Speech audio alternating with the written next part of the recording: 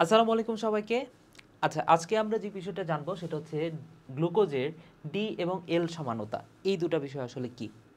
আচ্ছা, এই বিষয়টা বোঝার জন্য আমাদের যে বিষয়টা জানতে হবে কেমিস্ট্রির ছোট্ট একটা কনসেপ্ট, সেটা হচ্ছে কাইরাল কার্বন। আশা করি এটা তোমরা অনেকেই হয়তোবা জানো অলরেডি। তারপর আমি ছোট্ট করে একটু রিপিট করি। দেখো, কাইরাল কার্বন মানে কি? ধরে নাও এটা হচ্ছে একটা কার্বন। তো কার্বনের কয়টা হাত ভাইয়া? 4টা হাত।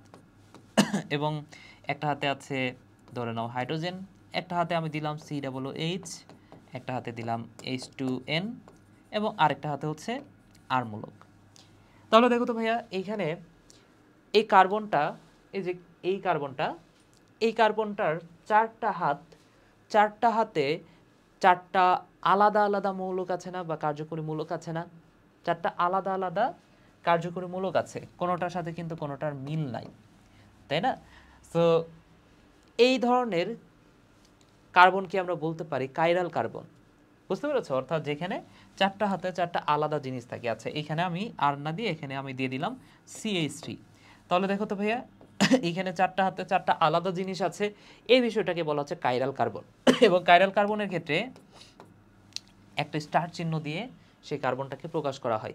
আমি যদি আরেকটা উদাহরণ দিই, যেমন আমি যদি বলি যে এই যে এটা হচ্ছে কার্বন, কার্বনের 4টা হাত, এবং একটা হাতে আছে CH3, একটা হাতে দিলাম COOH, এ হাতে দিলাম হাইড্রোজেন, এ হাতেও দিলাম হাইড্রোজেন।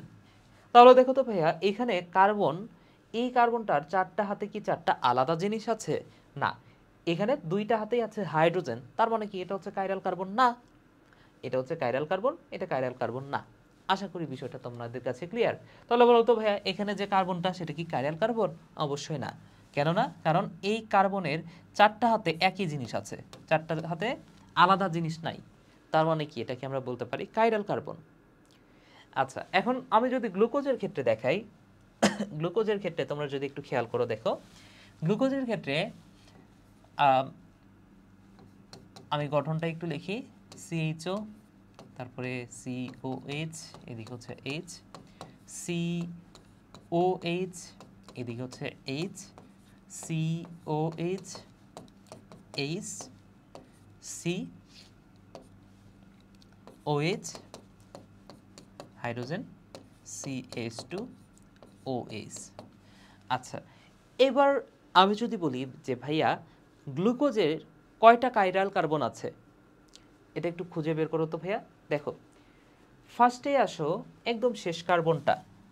শেষ কার্বনটাকে যদি আমি এইভাবে না লিখি, আমি যদি এইভাবে লিখি, এইভাবে লিখি, দেখো তো, একটা হাতে OH দিয়ে দিলাম। আচ্ছা, এই হাতেও আছে হাইড্রোজেন, এই হাতেও আছে হাইড্রোজেন। তাহলে দেখো তো, কার্বনের যে 4টা হাত, এটা একটা হাত, এটা একটা হাত, এটা একটা হাত, উপরে একটা হাত, এই 4টা হাতের মধ্যে 2টা হাতেই কিন্তু হাইড্রোজেন আছে। তার মানে কি এটা কি কাইরাল কার্বন? না, এটা কাইরাল কার্বন না। এবার আসো এই 5 নাম্বার কার্বনটা। এই 5 নাম্বার কার্বনটা দেখো তো, এই কার্বনের এই যে 4টা হাত, এই 4টা হাতে 4টা আলাদা মূলক আছে কিনা? এক হাতে আছে OH মূলক, এক হাতে আছে হাইড্রোজেন। আচ্ছা, এবং এই হাতে দেখো এই পুরা জিনিসটা আছে, তাই না? এই যে পুরা জিনিসটা আছে, এবং ওপরের হাতে এই যে এই পুরা জিনিসটা আছে। তাহলে চিন্তা করে দেখো তো ভাইয়া, এই কার্বনটার 4টা হাতে 4টা আলাদা কার্যকরী মূলক আছে। তাহলে যদি 4টা আলাদা কার্যকরী মূলক থাকে, এটা কিন্তু আমরা বলি কাইরাল কার্বন। এটাকে আমরা কি বলি? এটাকে আমরা বলি কাইরাল কার্বন। আর কাইরাল কার্বনকে আমরা কি দ্বারা প্রকাশ করি? স্টার মার্ক দ্বারা প্রকাশ করি, তাই না? তাহলে এটা হচ্ছে কাইরাল কার্বন। এই কার্বনটা কি কাইরাল কার্বন? হ্যাঁ, কারণ এই এক হাতে আছে হাইড্রোক্সিল, এই হাতে আছে হাইড্রোজেন, এই হাতে আছে এই পুরাটা, এই নিচের হাতে আছে এই পুরাটা। তার মানে কি এটাও একটা কাইরাল কার্বন। এরপরে দেখো তো, এটাও একটা কাইরাল কার্বন, এটাও একটা কাইরাল কার্বন। কিন্তু এইটা কি কাইরাল কার্বন? একটু দেখি আসো। এখানে সি, সি এর সাথে ডাবল বন্ড দ্বারা অক্সিজেন আছে, এবং এই পাশে আবার আছে হাইড্রোজেন। সো নিচের দিকে আবার আলাদা কিছু একটা আছে। তো এইখানে দেখো তো, 2টা হাত দ্বারাই অক্সিজেন আছে। তো 4টা হাতে কি আলাদা জিনিস থাকলো? তাইলে 2টা হাতে তো অক্সিজেন আছে, 2টা হাত দ্বারা অক্সিজেনকে ধরে আছে।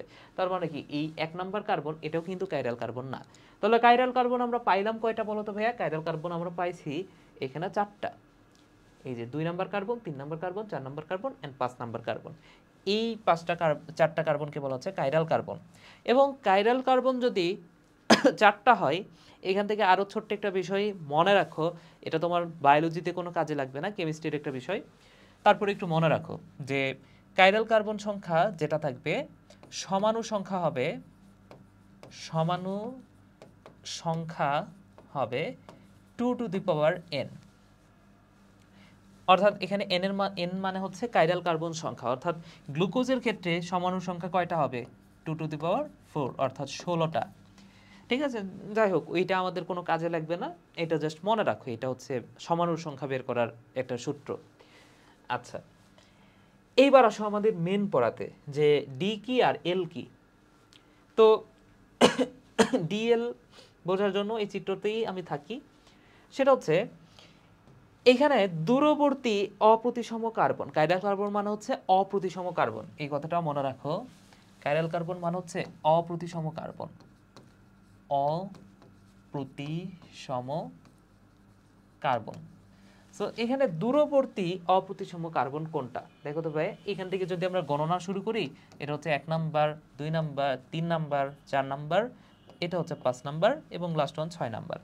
তাহলে এখান থেকে 1 নাম্বার থেকে গণনা শুরু করলে, আমরা নর্মালি গণনা শুরু করি এই যে কার্যকরী মূলক থেকেই। সো এইখান থেকে গণনা শুরু করলে একদম দূরবর্তী যে কাইরাল কার্বনটা, সেটা কত নাম্বার বলো তো ভাইয়া? 5 নাম্বার কার্বন, তাই না? সো এই দূরবর্তী অপ্রতিসম কার্বনে, মনে রাখো, এই দূরবর্তী অপ্রতিসম কার্বনে এখানে হাইড্রোক্সিল মূলকটা কোন দিকে আছে? ডান দিকে আছে নাকি বাম দিকে আছে? তার উপর ভিত্তি করে ডি অথবা এল ডি অথবা এল এই বিষয়টা নির্ণয় করা হয়। তো যে কথাটা আমি মনে রাখি, খুব সহজে মনে রাখার জন্য, এখানে দূরবর্তী অপ্রতিসম কার্বন অর্থাৎ 5 নাম্বার কার্বনে এই হাইড্রোক্সিল মূলকটা যদি ডান দিকে থাকে তাহলে ডি, ডানে থাকলে ডি, আর লেফটে থাকলে এল। তাহলে এই হাইড্রোক্সিল মূলকটা যদি ডানে থাকে, এখানে ডানে আছে, তার মানে কি এটা হচ্ছে ডি, তাহলে এটা হচ্ছে ডি গ্লুকোজ, এটা হচ্ছে ডি গ্লুকোজ। আর যদি এই হাইড্রোক্সিল মূলকটা এই পাশে থাকতো, তাহলে সেটাকে আমরা কি বলতাম? এল গ্লুকোজ, তাই না? সো এখানে ডি মানে হচ্ছে ডান আর এল মানে হচ্ছে লেফট, এই কথাটা যা সহজে মনে রাখার জন্য। এবং অবশ্যই এই ডি আর এল এর মিনিং ডান আর লেফট এই দুটা না, এটার মিনিং কি 2টা ভিডিও পরে জানতে পারবা। আমি প্রত্যেকটা ভিডিওতেই প্রায় বলতেছি যে একটু পরে জানতে পারবে, একটু পরে জানতে পারবা। আসলেই পুরো প্লেলিস্টটা শেষ করলে তোমরা সব কিছু একদম এ টু জেড যা কিছু আছে বেসিক থেকে অ্যাডভান্স পর্যন্ত জানতে পারবা। ওকে, সো আপাতত এই বিষয়টা আমি একটু হাইডি রাখি, জাস্ট মনে রাখো ডি মানে হচ্ছে ডানে, এল মানে হচ্ছে লেফটে। ঠিক আছে ভাইয়া, আশা করি বুঝতে পেরেছো ডি এবং এল গ্লুকোজ কি। এবং ফ্রুক্টোজের ক্ষেত্রেও আমরা যদি দেখি, ফ্রুক্টোজের ক্ষেত্রে ডি এবং এল সমানতা কি সেটা যদি একটু দেখো, তাহলে ফ্রুক্টোজের ক্ষেত্রে ফ্রুক্টোজের গঠনটা আমরা নির্ণয় করা শিখেছি। তাহলে ফ্রুক্টোজের একদম সবার উপরে কি ছিল? CH2OH। তাহলে এখানে হাইড্রোজেন 2টা আছে, তাহলে এটা কিন্তু অপ্রতিসম কার্বন না। এটা কি অপ্রতিসম কার্বন? না, এটাও অপ্রতিসম কার্বন না। এটা হচ্ছে অপ্রতিসম কার্বন, এটা হচ্ছে অপ্রতিসম কার্বন, এটা হচ্ছে অপ্রতিসম কার্বন, এটাও কিন্তু অপ্রতিসম কার্বন না। ঠিক আছে, সো এই যে দূরবর্তী যে অপ্রতিসম কার্বন, এখানে হাইড্রোক্সিল মূলকটা ডানে থাকলে ডি, বামে থাকলে এল ফ্রুক্টোজ। সিম্পল। ওকে, আশা করি বুঝতে পেরেছ। সবাই ভালো থাকো, সুস্থ থাকো, আর পরবর্তী ভিডিও দেখার জন্য আমন্ত্রণ জানিয়ে এই ভিডিওটা এখানে শেষ করছি। টাটা।